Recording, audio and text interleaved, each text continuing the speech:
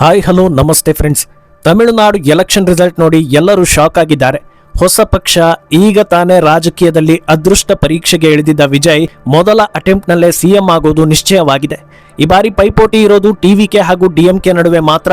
Vijay 2026 CM ಅನ್ನೋದನ್ನೆಲ್ಲ ಅವರು ಹೇಳಿದಾಗ ಹೌದಾ ಅಂತ ತಲೆದೂಗಿಸಿದ್ದವರಿಗಿಂತ ನಕ್ಕವರೇ ಜಾಸ್ತಿ. ಯಾಕಂದ್ರೆ ಇದೆಲ್ಲ ಸಾಧ್ಯನಾ ಅನ್ನೋ ಸಹಜ ಭಾವನೆ. ಆದರೆ ಈ ಎಲ್ಲಾ ಭಾವನೆಗಳನ್ನ ರಿಸಲ್ಟ್ ಸುಳ್ಳು ಮಾಡಿದೆ. ಈ ಮಟ್ಟದ ಪ್ರತಿಕ್ರಿಯೆ ಬರುತ್ತೆ ಅನ್ನೋ ಅಂದಾಜಿಟ್ಕೊಂಡೆ ಸಿನಿಮಾ ಬಿಟ್ಟು ರಾಜಕೀಯಕ್ಕೆ ವಿಜಯ್ ಬಂದಿದ್ದು ಅನ್ನೋ ವ್ಯಾಖ್ಯಾನ ದಟ್ಟವಾಗ್ತಾ ಇದೆ. ಆದರೆ ಭಾರತದ ಇತಿಹಾಸದಲ್ಲೇ ವಿಜಯ್ ಒಂದಷ್ಟು ವಿಚಾರದಲ್ಲಿ ದಾಖಲೆಗಳನ್ನ ಮಾಡಿದ್ದಾರೆ. ಇದನ್ನ ವಿಜಯ್ ತಂತ್ರ ಅಂತೀರಾ ಅಥವಾ ಅಲ್ಲಿಯ ಜನರ ಆಶೀರ್ವಾದ ಅಂತೀರಾ ಅನ್ನೋದು ನಿಮಗೆ ಬಿಟ್ಟಿದ್ದು. ಆದರೆ ಆ ಅಚ್ಚರಿಯ ದಾಖಲೆಗಳು ಯಾವುದು ಅನ್ನೋದರ ಡೀಟೇಲ್ಸ್ ಅನ್ನ ನಾನು ಕೊಡ್ತಾ ಹೋಗ್ತೀನಿ. ನೀವು ಮಿನಿಟ್ ಮೇಡ್ ಚಾನಲ್ ಅನ್ನ ಫಾಲೋ ಮಾಡಿ, ಸಬ್ಸ್ಕ್ರೈಬ್ ಮಾಡಿ. ಮೊದಲನೆಯದಾಗಿ ಒಂದೇ ಒಂದು ಇಂಟರ್ವ್ಯೂ ಕೊಟ್ಟಿಲ್ಲ. ಎಲೆಕ್ಷನ್ಗೂ ಸರಿಸುಮಾರು 2 ವರ್ಷದ ಮುನ್ನವೇ ವಿಜಯ್ ತಮ್ಮ ಪಕ್ಷವನ್ನ ಅನೌನ್ಸ್ ಮಾಡಿದ್ರು. ಪಕ್ಷದ ಲೋಗೋ, ಸಾಂಗ್ ಎಲ್ಲವನ್ನೂ ಬಿಟ್ಟರು. ಸಾಧಾರಣವಾಗಿ ಆಲ್ರೆಡಿ ಪ್ರಚಲಿತವಾಗಿರೋ ಪಕ್ಷಗಳಾಗಿರ್ಲಿ ಅಥವಾ ಹೊಸದಾಗಿ ಪಕ್ಷ ಸ್ಥಾಪಿಸೋ ನಾಯಕರಾಗಿರ್ಲಿ, ಮೊದಲು ಎಷ್ಟು ಸಾಧ್ಯವಾಗುತ್ತೋ ಅಷ್ಟು ಇಂಟರ್ವ್ಯೂಗಳನ್ನ ನೀಡಿ ರಾಜಕೀಯವಾಗಿ ತಮ್ಮ ಪರಿಚಯವನ್ನ ಜನರಿಗೆ ಮಾಡಿಸೋದಕ್ಕೆ ಪ್ರಯತ್ನ ಪಡ್ತಾರೆ. ಆದರೆ ವಿಜಯ್ ಅದನ್ನ ಫಾಲೋ ಮಾಡಲಿಲ್ಲ. ತಮ್ಮ ಫೇಸ್ ವ್ಯಾಲ್ಯೂ ನಂಬಿಕೊಂಡ ವಿಜಯ್ ಕೇವಲ ತಮ್ಮ ಸಮಾವೇಶಗಳಲ್ಲಿ ಮಾತನಾಡಿದ್ರೆ ವಿನಃ ಸಂದರ್ಶನವನ್ನ ಕೊಡಲಿಲ್ಲ. ಎಲ್ಲೋ ಒಂದು ಕಡೆ ಇದೇ ಅವರಿಗೆ ನೆಗೆಟಿವ್ ಆಗ್ಬೋದು ಅನ್ನೋ ಲೆಕ್ಕಾಚಾರ ನಡೆದಿತ್ತು. ಆದರೆ ಇಂಟರ್ವ್ಯೂ ಕೊಟ್ಟಿದ್ರೆ ಒಂದು ವೇಳೆ ಎಡವಟ್ಟಾಗ್ತಾ ಇತ್ತೇನೋ, ಕೊಡದೆಯೇ ಹಾಗೆ ಇದ್ದಿದ್ದರಿಂದ ಅವರ ಫ್ಯಾನ್ಸ್ ಹಾಗೂ ನ್ಯೂಟ್ರಲ್ ವೋಟರ್ಗಳು ದೊಡ್ಡ ಮಟ್ಟದಲ್ಲಿ ಬೆಂಬಲ ಕೊಟ್ಟಿದ್ದಾರೆ. ಇದು ಅಸಾಧ್ಯವಾಗಿರೋದನ್ನ ಸಾಧಿಸಿದಂತೆ ವ್ಯಾಖ್ಯಾನವಾಗ್ತಾ ಇದೆ. ಇನ್ನೊಂದು, ಕ್ಯಾಂಡಿಡೇಟ್ಗಳೆಲ್ಲ ಹೊಸಬ್ರು, ಅನುಭವ ಇಲ್ಲದವರು. ಸಾಮಾನ್ಯವಾಗಿ ರಾಜಕೀಯ ಪಕ್ಷ ಸಕ್ಸಸ್ ಆಗಬೇಕು ಅಂದ್ರೆ ಅಥವಾ ಅಧಿಕಾರಕ್ಕೆ ಬರಬೇಕು ಅಂದ್ರೆ ಕೇವಲ ಒಬ್ಬ ನಾಯಕನಿಂದ ಅದು ಸಾಧ್ಯವಾಗೋದಿಲ್ಲ. ಬದಲಾಗಿ ಸಮರ್ಥರು ಎನ್ನಿಸಿಕೊಂಡಿರೋ ನಾಯಕರ ದಂಡೆ ಆ ಪಕ್ಷದಲ್ಲಿ ಇರಬೇಕು.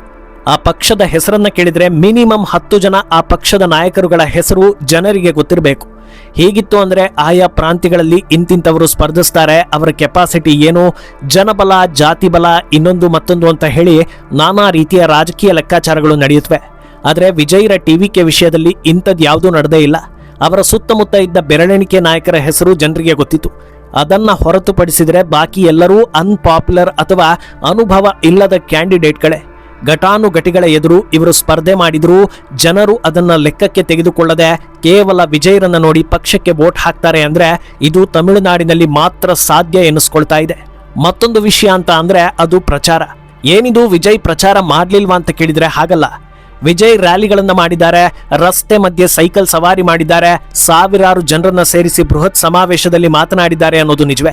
ಆದರೆ ಯಾವುದೇ ಒಬ್ಬ ಕ್ಯಾಂಡಿಡೇಟ್ ಪರವಾಗಿ ಬಂದು ಇಂಥವನನ್ನ ಕಣಕ್ಕಿಳಿಸಿದ್ದೀವಿ, ಇವರನ್ನ ನಾನು ಅಂತ ತಿಳ್ಕೊಂಡು ವೋಟ್ ಹಾಕಿ, ಇವರು ಗೆದ್ರೆ ಇಂತಿಂಥ ಕೆಲಸಗಳನ್ನ ನೀವು ನಿರೀಕ್ಷೆ ಮಾಡಬಹುದು, ಇವರ ಹಿನ್ನೆಲೆ ಈ ರೀತಿ ಇದೆ, ಇಂಥವರು ಮುಂದೆ ಬರಬೇಕು, ಈ ರೀತಿ ಯಾವುದೇ ಕ್ಯಾಂಡಿಡೇಟ್ ಪರವಾಗಿ ವಿಜಯ್ ನೇರವಾಗಿ ಬಂದು ಪ್ರಚಾರ ಮಾಡಿದ್ದೇ ಇಲ್ಲ.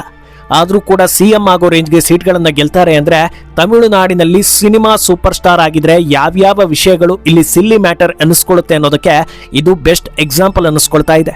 ಇನ್ನೊಂದು ಇಂಟ್ರೆಸ್ಟಿಂಗ್ ವಿಷಯ ಏನಂದ್ರೆ ಅದು 80% ಪ್ರಚಾರ ನಡೆದಿದ್ದು ಕೇವಲ ಸೋಷಿಯಲ್ ಮೀಡಿಯಾಗಳಲ್ಲೇ. ಕಳೆದ 1 ದಶಕದಿಂದ ಇಂಟರ್ನೆಟ್, ಸೋಷಿಯಲ್ ಮೀಡಿಯಾ ಹೀಗೆ ಆಧುನಿಕ ಟ್ರೆಂಡ್ಗೆ ತಕ್ಕಂತೆ ರಾಜಕೀಯ ಬದಲಾಗಿದೆ.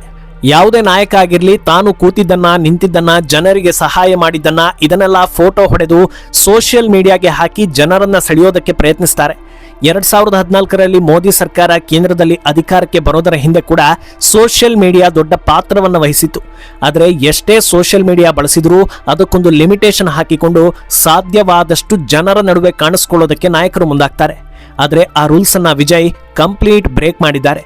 ಎಲ್ಲೆಲ್ಲಿ ತಾವು ನಿಗದಿತ ಸಮಾವೇಶಗಳನ್ನ ಹಾಕಿಕೊಂಡಿದ್ರೋ ಅಲ್ಲಿ ಮಾತ್ರ ಬಂದಿದ್ದನ್ನ ಬಿಟ್ಟು ಬಾಕಿ ಎಲ್ಲೂ ಕೂಡ ಕಾಣಿಸ್ಕೊಂಡಿಲ್ಲ.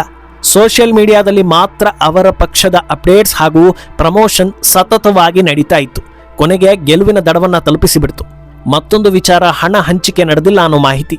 ಎಷ್ಟೇ ದೊಡ್ಡ ಪಕ್ಷ ಆಗಿರಲಿ ಅಥವಾ ಎಷ್ಟೇ ಪ್ರಭಾವಿ ನಾಯಕರು ಅದರಲ್ಲಿ ಇರಲಿ, ಅಂತಿಮವಾಗಿ ಜನರು ದುಡ್ಡು ಕೈಗೆ ಸಿಗದೆ ವೋಟ್ ಹಾಕೋದಿಲ್ಲ ಅನ್ನೋ ಸಹಜ ವಾತಾವರಣ ಇದೆ.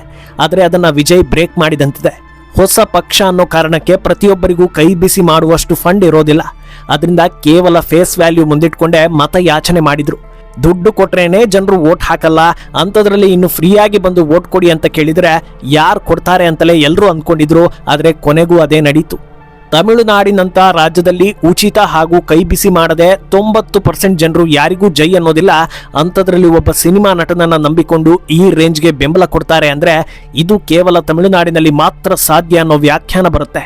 ಅಲ್ಲದೆ ವಿಜಯ್ ಇದೇ ಮೊದಲ ಬಾರಿಗೆ ಚುನಾವಣೆಯನ್ನ ಎದುರಿಸಿದ್ದು. ವಿಜಯ್ ಮಾತ್ರವಲ್ಲದೆ ಅವರ ಪಕ್ಷದ 90% ಅಭ್ಯರ್ಥಿಗಳು ಇದೇ ಮೊದಲ ಬಾರಿಗೆ ಚುನಾವಣೆಯನ್ನ ಎದುರಿಸ್ತಾ ಇರೋದು.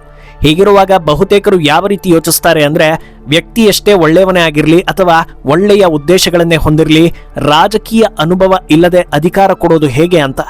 ಇದುವರೆಗೂ ಕೂಡ ವಿಜಯ್ ಯಾವುದೇ ರೀತಿಯ ಟೆಕ್ನಿಕಲ್ ವರ್ಡ್ಗಳನ್ನ ಉಪಯೋಗಿಸಿಲ್ಲ. ಅಂದ್ರೆ ಇನ್ಫ್ರಾಸ್ಟ್ರಕ್ಚರ್, IT ಹಬ್ ಸ್ಥಾಪನೆ, ರಾಜ್ಯದ ಎಕಾನಮಿ ಹೇಗೆ ವೃದ್ಧಿ ಆಗುತ್ತೆ, ಎಕಾನಮಿ ಅಂದ್ರೆ ಏನು, ರಾಜ್ಯದಲ್ಲಿರೋ ಎಲ್ಲಾ ವರ್ಗಗಳನ್ನ ಬ್ಯಾಲೆನ್ಸ್ ಮಾಡೋದು ಹೇಗೆ, ಇಂಥ ಯಾವುದೇ ವಿಷನರಿ ವಿಚಾರಗಳನ್ನ ಹೇಳಿಲ್ಲ. ಕೇವಲ ಬಡವರ ಪರವಾಗಿ ಕೆಲಸ ಮಾಡ್ತೀನಿ, ಎಲ್ಲರನ್ನೂ ಒಂದೇ ರೀತಿ ನೋಡ್ತೀನಿ ಅಂತ ಹೇಳಿದ್ದಾರೆ. ಇಂಥ ಮಾತುಗಳು ಕಿವಿಗೆ ಖುಷಿ ಕೊಡುತ್ತೆ, ಆದ್ರೆ ವಾಸ್ತವದಲ್ಲಿ ಇದರಿಂದ ದೇಶ ನಡೆಸೋದಕ್ಕೆ ಆಗಲ್ಲ ಅನ್ನೋ ಮಾತಿದೆ.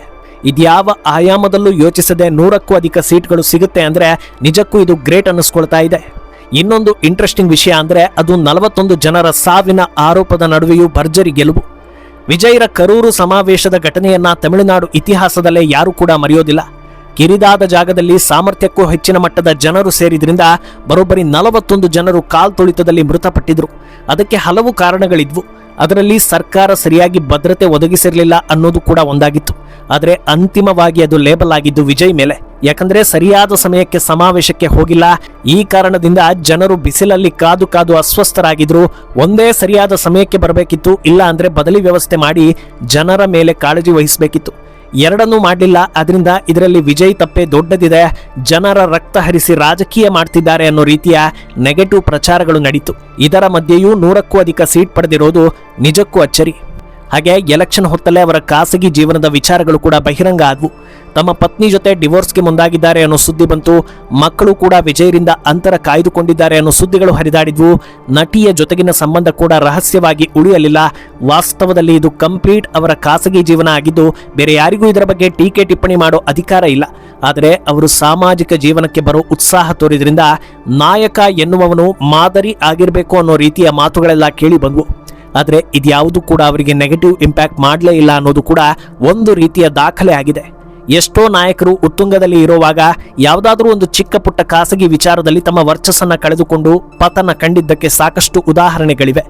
ಆದರೆ ವಿಜಯ್ ಮೊದಲ ಹೆಜ್ಜೆ ಇಡುವಾಗಲೇ 100 ಸಮಸ್ಯೆ ಬಂದರೂ 107 ಸೀಟ್ಗಳನ್ನ ಗೆಲ್ಲೋ ಮೂಲಕ ಎಲ್ಲರ ಗಮನವನ್ನ ಸೆಳೆದು ಟಾಕ್ ಆಫ್ ದ ನೇಷನ್ ಆಗಿದ್ದಾರೆ. ವಿಜಯ್ ರಾಜಕೀಯದ ಬಗ್ಗೆ ಏನೇ ವಿಮರ್ಶೆಗಳಿದ್ರೂ ಅವರ ಗೆಲುವನ್ನ ತಿರಸ್ಕರಿಸೋದಕ್ಕೆ ಸಾಧ್ಯವೇ ಇಲ್ಲ. ಯಾಕಂದ್ರೆ ಇದು ಜನರ ತೀರ್ಪು. 2 ಒಕ್ಕೂಟಗಳನ್ನ ತಿರಸ್ಕರಿಸಿ ವಿಜಯ್ ಮೇಲೆ ನಂಬಿಕೆ ಇಟ್ಟು ಗೆಲ್ಲಿಸಿದ್ದಾರೆ. ಆದ್ರಿಂದ ಇದೆಲ್ಲದಕ್ಕೂ ಉತ್ತರವನ್ನ ಆಡಳಿತದಲ್ಲಿ ನೀಡಿದರೆ ಪಕ್ಷವು ಗಟ್ಟಿಯಾಗುತ್ತೆ, ದಶಕಗಳ ಕಾಲ ಉಳಿದುಕೊಳ್ಳುತ್ತೆ. ಈ ಸ್ಟೋರಿ ಬಗ್ಗೆ ನಿಮ್ಮ ಅನಿಸಿಕೆಯನ್ನ ಕಮೆಂಟ್ ಮಾಡಿ.